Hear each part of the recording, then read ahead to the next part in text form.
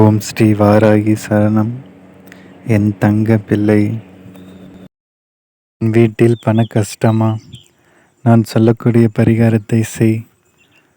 உடனே உன் வீட்டில் பணம் தேடி வரும்.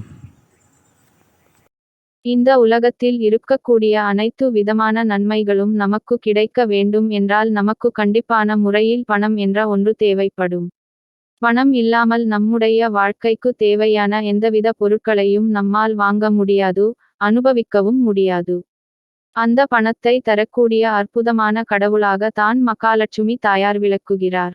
அப்படிப்பட்ட மகாலட்சுமி தாயாரின் அருளை நாம் பரிபூரணமாக பெறவும் பணவரவை அதிகரிக்கவும் செய்யக்கூடிய ஒரு எளிய பரிகாரத்தை பற்றி தான் இந்த ஆன்மீகம் குறித்த பதிவில் நாம் பார்க்க போகிறோம். மகாலட்சுமி தாயாரை வழிபட வேண்டும் என்றால் கண்டிப்பான முறையில் வெள்ளிக்கிழமையை தான் தேர்ந்தெடுக்க வேண்டும். வெள்ளிக்கிழமை அன்று நாம் மகாலட்சுமி தாயாரை வழிபட்டோம் என்றால் மகாலட்சுமி தாயாரின் அருளோடு மட்டுமல்லாமல் சுக்கிர பகவானின் அருளும் நமக்கு பரிபூரணமாக கிடைக்கும். மகாலட்சுமி தாயாரின் அருள் நமக்கு கிடைத்தால் பணவரவு அதிகரிக்கும் என்றால் சுக்கிர பகவானின் அருள் கிடைக்கும் பொழுது நம்முடைய தேவைக்கேற்ற பணம் நமக்கு கிடைக்கும். அதேபோல் வசதி வாய்ப்பிற்கு எந்தவித குறையும் இருக்காது.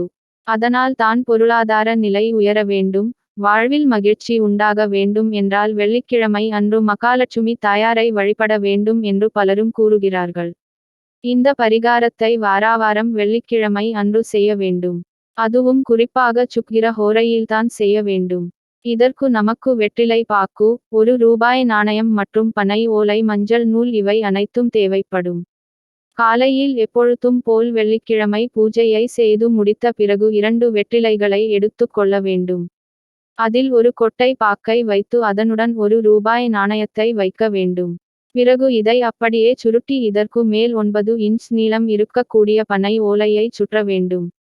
பனை ஓலையின் நீளம் சரியாக 9 இன்ச் இருக்க வேண்டும். இந்த பனை ஓலை பிரியாமல் இருப்பதற்கு மஞ்சள் நூலால் நன்றாக கட்டி முடிச்சு போட்டு கொள்ள வேண்டும். இந்த வெற்றிலை முடிச்சை மகாலட்சுமி தாயாரின் பாதத்தில் வைத்து கொள்ள வேண்டும். பிறகு மகாலட்சுமி தாயாரின் போற்றிகள், அஷ்டோத்திரம், அஷ்டகம் என்று எது தெரியுமோ அதை கூறி மகாலட்சுமி தாயாரை வழிபாடு செய்ய வேண்டும். பிறகு கற்பூர தீப தூப ஆராதனை காட்டி பூஜையை நிறைவு செய்து விட வேண்டும். பூஜையை நிறைவு செய்த பிறகு இந்த வெற்றிலை முடிச்சை எடுத்து நாம் பணம் வைத்திருக்கும் பணப்பெட்டியிலோ அல்லது பர்சிலோ வைத்து கொள்ள வேண்டும். இந்த முடிச்சை வாராவாரம் வெள்ளிக்கிழமை புதிதாக செய்து வைத்து கொள்ள வேண்டும். பழைய முடிச்சை கால் பட்டாத இடத்தில் போட்டு விட வேண்டும்.